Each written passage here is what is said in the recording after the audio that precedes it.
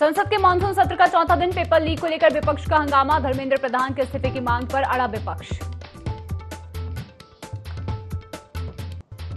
CM doctor Mohan Yadav का इंदौर अलीराजपुर दौरा। Lavkush level 2 bridge की लेन का करेंगे शुभारंभ। अलीराजपुर में आजाद प्रेरणा पर्व की मशाल यात्रा में होंगे शामिल। बलराम कृषि महोत्सव में भी करेंगे शिरकत।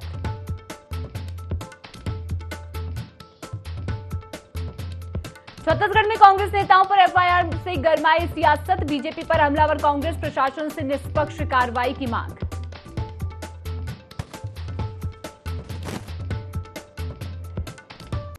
नमस्कार, IND 24 में आपका स्वागत है और मैं हूं आपके साथ शिवा। शुरुआत करेंगे इस बुलेटिन की और सीधा रुख करेंगे गोरखपुर का, जहां सीएम योगी आदित्यनाथ संबोधित कर रहे हैं। गोरखपुर के सभी उपस्थित बहन और भाइयों, नौजवान साथियों एवं प्यारे बच्चों, आज गोरखपुर को एक नया उपहार देने के लिए हम सब यहां पर उपस्थित हुए हैं और यह अवसर है जब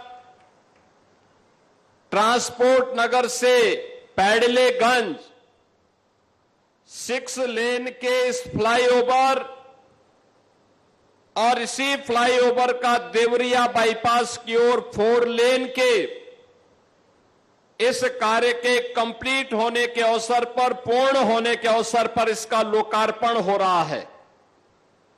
इसकी कुल लंबाई 2658 मीटर इसकी फ्लाईओवर की लंबाई है और यह 429 करोड़ रुपए में बनकर के तैयार हुआ है। 50 लाख से लेकर के 1 करोड़ की आबादी सीधे सीधे इससे लाभान्वित होने वाली है। आज इसका लोकार्पण हुआ है। मैं लोकार्पण के अवसर पर आप सभी गोरखपुर वासियों को, यहां की जनता जनार्दन को और इससे लाभान्वित होने वाले सभी पूर्वी उत्तर प्रदेश के नागरिकों को हृदय से बधाई देता हूं, अपनी शुभकामनाएं देता हूं। बहनों और भाइयों, इसके साथ ही 278 करोड़ रुपए की लागत से कसिया मार्ग यानी पैडलेगंज चौराहे से फिराक गोरखपुरी चौराहे तक 4 लेन।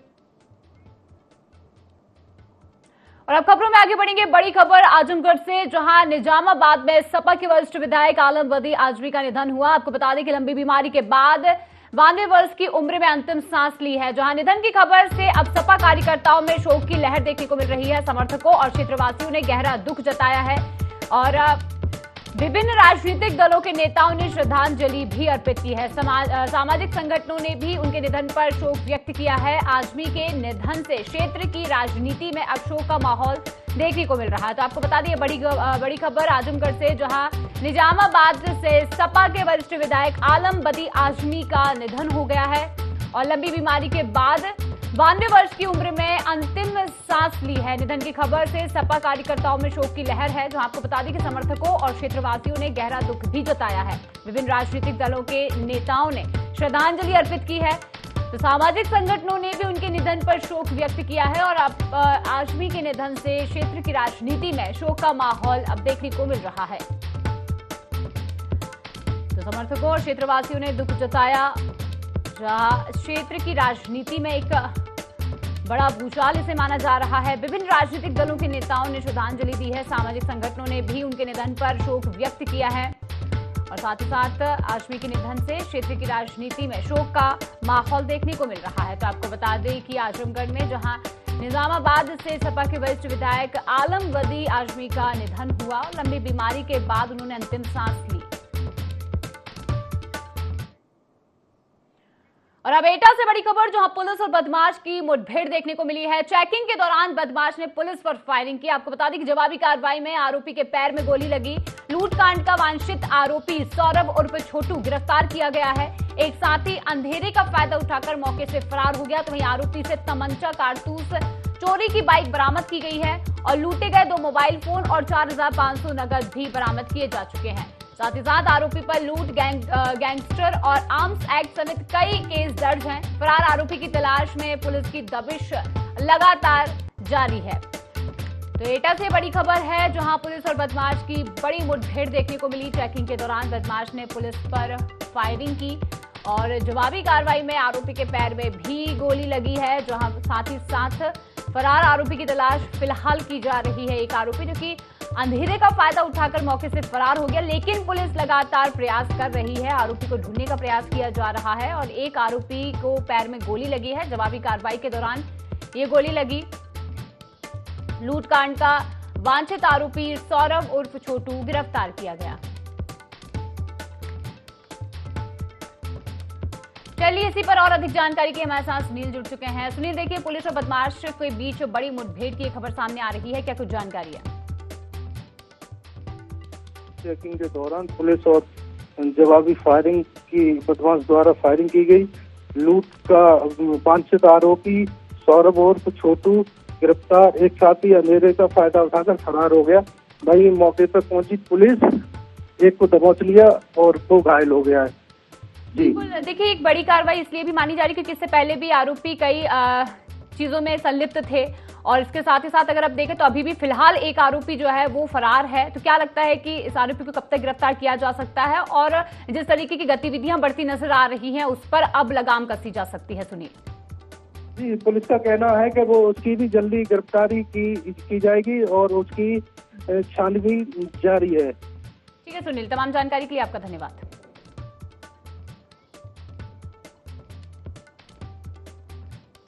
थाना कोतवाली नगर पुलिस जो है गश्त कर रही थी। इसी दौरान सूचना मिली कि एटा सिकवाबाद मार्ग पे एक बाइक पे कुछ बदमाश घूम रहे हैं और किसी घटनाकारी करने के फिराक में सूचना भी पुलिस टीम द्वारा जब इन्हें चेज करने की कोशिश की गई तो इनके द्वारा पुलिस टीम पे फायर किया गया, जिसमें आत्मरक्षा पुलिस टीम द्वारा भी फायर किया गया और उसमें एक बदमाश को गोली लगी है और दूसरा बदमाश जो है वो मौके से फरार हो गया है। घायल बदमाश को जिला अस्पताल में एडमिट कराया गया। अभी इससे पूछताछ की जा रही है। साथ से पुलिस लूट हुई थी, उसमें भी इसी सूचना थी किस तरह की कुछ बदमाशी जो लूट करने की फिराक में उसी में वांछित नहीं कर रहा है।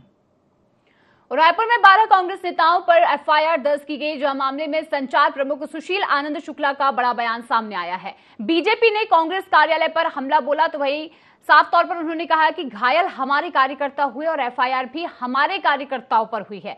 साथ ही साथ पुलिस का रवैया तानाशाही पूर्ण है, कार्यकर्ताओं का केस वापस लेना चाहिए और पुलिस बीजेपी की अनुषांगिक संगठन की तरह काम कर रही है। राज्यपाल ने इस मामले को लेकर मुलाकात की बात राज्यपाल से भी की है और साथ ही साथ एक बड़ा बयान जो है वो साफ तौर पर अब देखने को मिल रहा है।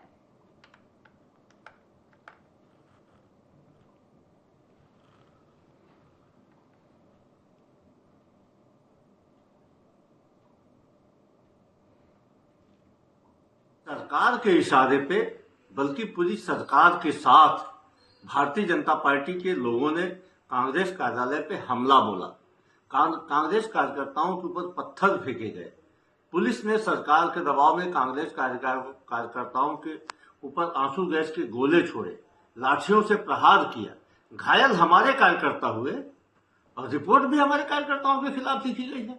पुलिस का यह रवैया तानाशाहीपूर्ण है और पक्षपातपूर्ण है। कांग्रेस पार्टी इसकी निंदा करती है। हमारे जिन कार्यकर्ताओं के खिलाफ झूठे मुकदमे दर्ज किए गए हैं उनको तत्काल वापस लिया जाना चाहिए। पुलिस इस बात को मत भूले कि यह लोकतंत्र है। आज उनकी सरकार है, कल हमारी सरकार आएगी। आप दबाव में काम मत करिए। हमारे कार्यालय पे हमला किया गया, पूरे के पूरे मंत्री आके अपने कार्यकर्ताओं के साथ हमारे कार्यकर्ताओं के ऊपर में हमला करते हैं। हमारे दफ्तर को घेरा गया, हमारे ऊपर पथराव किया गया और एफआईआर भी हमारे ऊपर। खतरनाक है।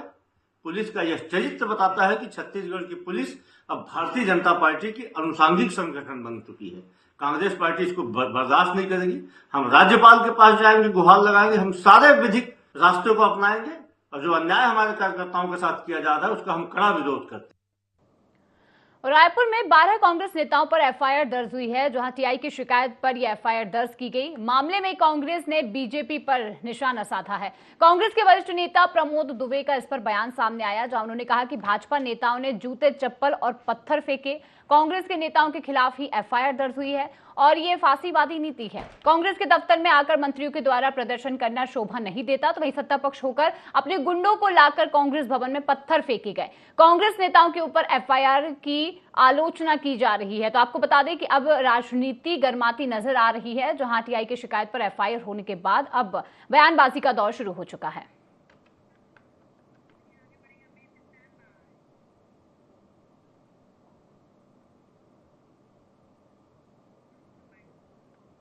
लाठीचार्ज जो हुई या कल वाटर कैनन हुआ, भारतीय जनता पार्टी के जितने नेता कल प्रदर्शन में आए थे उनके द्वारा जूते, चप्पल, पानी की पहुंच, पत्थर ये सब फेंके जा रहे थे और कांग्रेस के नेताओं के ऊपर जुर्म पंजीबद्ध हुआ है। ये फांसीवादी जो नीति है, कांग्रेस के दफ्तर में आकर के आपको प्रदर्शन करना, ये तो वो भी मंत्रियों के द्वारा, ये तो शोभा भी नहीं देता। आप सरकार में है, हम विपक्ष में है, विपक्ष मांग करती किसी चीज के लिए, आप सत्ता पक्ष होकर के अपने लाव लश्कर और कुछ गुंडों को लेकर आपने आए कि जाके कांग्रेस भवन के दफ्तर में पत्थर फेंकवाना है, लोगों को डराना है। कल की जो स्थिति थी उसमें कांग्रेस के कार्यकर्ताओं और नेताओं के खिलाफ जो जुर्म पंजीबद्ध किया गया उसकी हम आलोचना करते हैं, जबकि भारतीय जनता पार्टी के लोगों ने जिस प्रकार के कृत्य किया उसको लोगों ने देखा है। ट्रैक्टर में पत्थर भर के लाए थे वो लोग। तो हमारी यही मांग है प्रशासन से कि वो निष्पक्ष होकर कार्रवाई करे और भारतीय जनता पार्टी जिनकी सरकार है वो दबाव इस प्रकार का ना बनाए ताकि निष्पक्ष लोगों के खिलाफ आज जुर्म पंजीबद्ध हो रहा है और जो दोषी लोग हैं वो बाहर घूम रहे। खबरों में आगे बढ़ेंगे, जहां बलौदाबाजार हिंसा मामले में अमित बघेल जेल से रिहा हुए। सुप्रीम कोर्ट से जमानत मिलने के बाद रिहाई हुई है, जो रायपुर सेंट्रल जेल से करीब 8 महीने बाद बाहर आए। छत्तीसगढ़ क्रांति सेना के सुप्रीमो हैं अमित बघेल और जो हार छत्तीसगढ़ पार्टी का भी नेतृत्व करते हैं। बलौदाबाजार हिंसा मामले में उनकी गिरफ्तारी हुई थी और जेल के बाहर समर्थकों ने आतिशबाजी कर जश्न मनाया, जो रिहाई के बाद समर्थकों में खासा उत्साह भी देखने को मिल रहा है। तो बता दें कि बलौदाबाजार में हिंसा मामले पर अमित बघेल जेल से रिहा हुए, जिसके बाद आतिशबाजी कर उनका बाहर स्वागत किया गया। सुप्रीम कोर्ट से जमानत मिलने के बाद रिहाई हुई है। जो छत्तीसगढ़ क्रांति सेना के सुप्रीमो हैं अमित बघेल और इस रिहाई के बाद से लोगों में उत्साह, जहां बलौदाबाजार हिंसा मामले में उनकी रिहाई अब की जा चुकी है।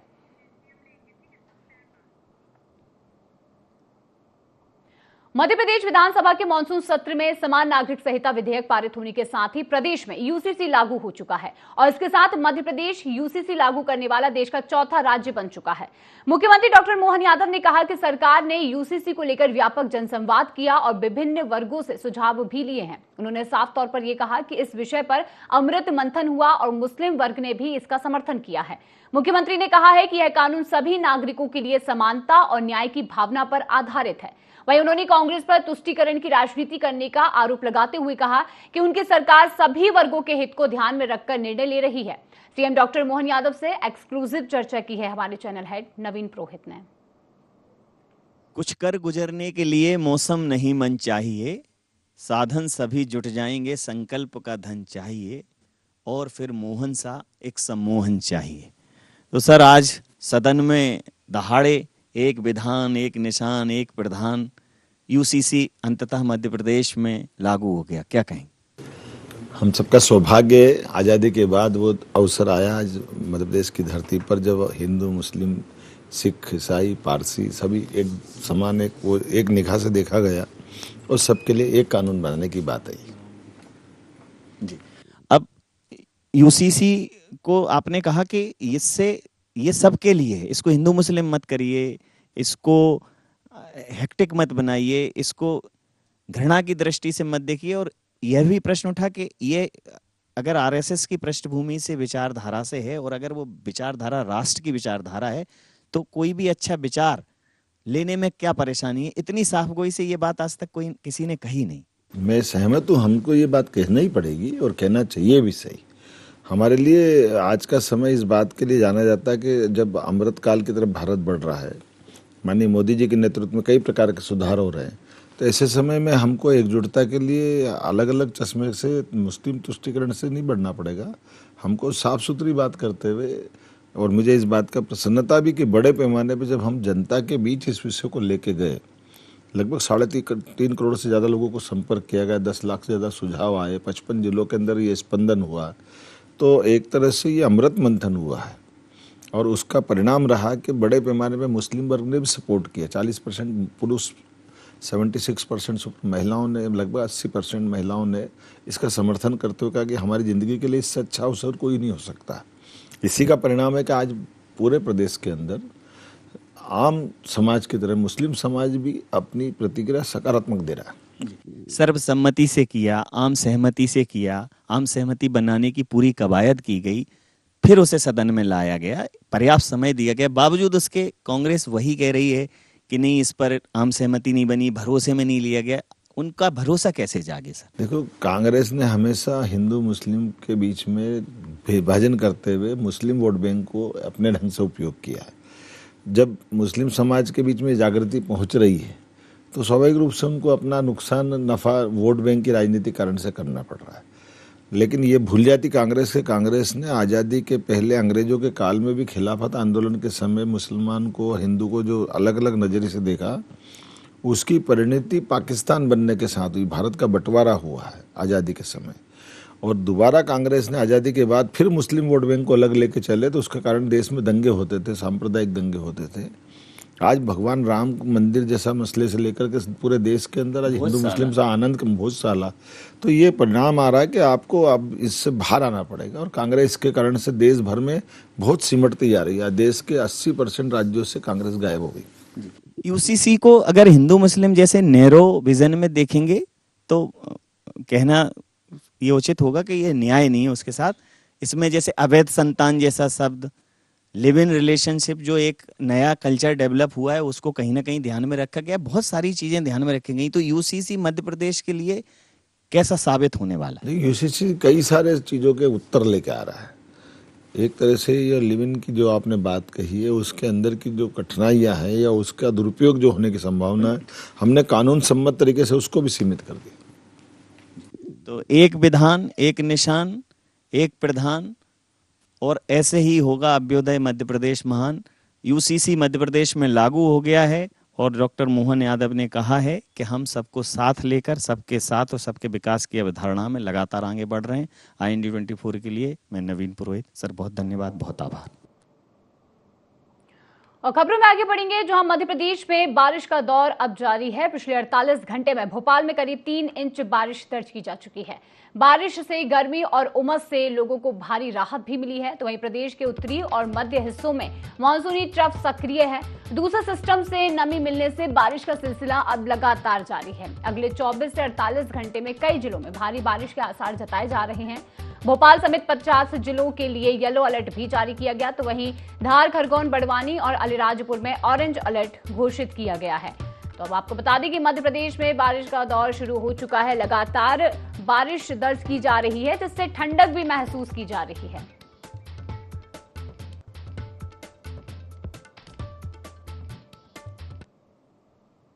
और छत्तीसगढ़ में मौसम केंद्र ने 3 जिलों के लिए येलो अलर्ट जारी किया, जहां नारायणपुर, बीजापुर और कांकेर में अलर्ट लागू कर दिया गया है। अलग अलग स्थानों पर मध्यम बारिश की संभावना जताई जा रही है। तो वहीं कई इलाकों में बिजली गिरने की आशंका भी जताई जा रही है। मौसम विभाग ने लोगों को सतर्क रहने की सलाह दी। बिजली चमकने के दौरान खुले स्थानों से दूर रहने की सलाह दी और साथ ही साथ पेड़ों के नीचे खड़े ना हो, ये भी सलाह दी गई है। मौसम विभाग ने आवश्यक सावधानी बरतने की चेतावनी जारी कर दी है।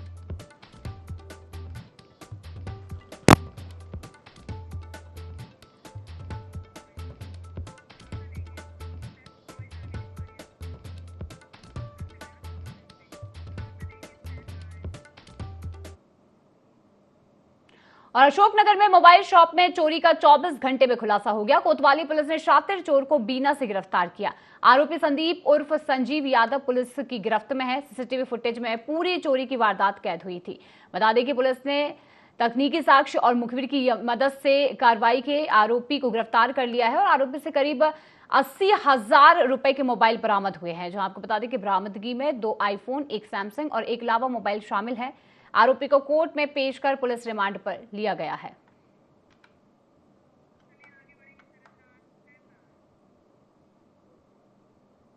नेता प्रतिपक्ष डॉक्टर चरणदास बैन के नेतृत्व में जिला कांग्रेस कमेटी ने दिल्ली में छात्रों पर कथित पुलिस कार्रवाई और लोकतांत्रिक अधिकारों के दमन के विरोध में प्रदर्शन किया।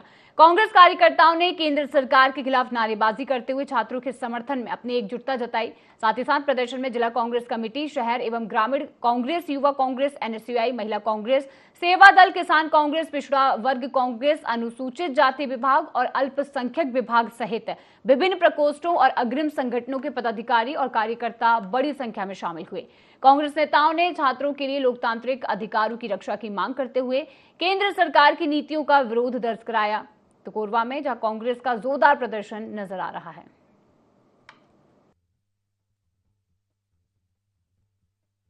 हमारे देश के छात्रों को जिस ढंग से नीट के परीक्षाओं के माध्यम से धोखा मिल रहा है, जिस ढंग से देश में 125 जगह परीक्षाएं निरस्त हुई हैं, छात्रों का भविष्य खराब हुआ है, 10-10 साल की मेहनत खराब हुई है, माता पिता के पैसे बर्बाद हुए हैं, बार बार परीक्षाएं कैंसिल हो जा रही हैं, उनके खिलाफ जो वातावरण बना है देश में, कल राहुल जी ने उस पर धरना दिया था, कल प्रधानमंत्री जी घर सामने धरना दिया था और ये कहा था कि हमारे बच्चों के साथ न्याय करिए, हमारा भविष्य जो सुरक्षित है, भविष्य जो हमारे बच्चों के हाथ में है, उसकी भविष्य की चिंता करिए। वो सुनने के बजाय उनको गिरफ्तार किया गया, उनके साथ दुर्व्यवहार किया गया। इसके खिलाफ आज सांसद में भी हमारे सांसद गणों ने वहाँ के मकर द्वार पर ये प्रदर्शन किया है। टीकमगढ़ जिले में ट्रांसफर रुकवाने के लिए प्रभारी मंत्री कृष्णा गौर के नाम से कथित फर्जी पत्र तैयार करने का मामला सामने आ रहा है, जहां स्वास्थ्य केंद्र गौर में पदस्थ एमपीडब्ल्यू के एल वंशकार पर आरोप लगाए गए हैं कि उन्होंने एआई की मदद से मंत्री के नाम का फर्जी पत्र बनाकर सीएमएचओ कार्यालय में प्रस्तुत किया। पत्र में स्थानांतरण आदेश निरस्त करने का उल्लेख था। वहीं सीएमएचओ ने बिना सत्यापन के नोटशीट कलेक्टर के पास भेज दी और कलेक्टर विवेक श्रोत्रिय ने पत्र में मंत्री का नाम गलत लिखा देख संदेह जताया। जांच में पत्र फर्जी निकला।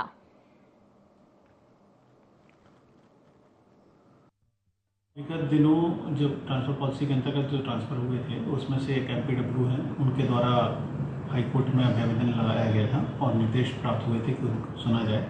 लेकिन जब उन्होंने अपने अभ्यावेदन के कागज प्रस्तुत किए उसमें हाईकोर्ट के आदेश के साथ साथ माननीय प्रभारी मंत्री जो टीकमगढ़ जिले की हैं उनका एक लेटर पैड भी प्रस्तुत किया था, जिसमें उनके स्थानांतरण को निरस्त करने की अनुशंसा की गई है।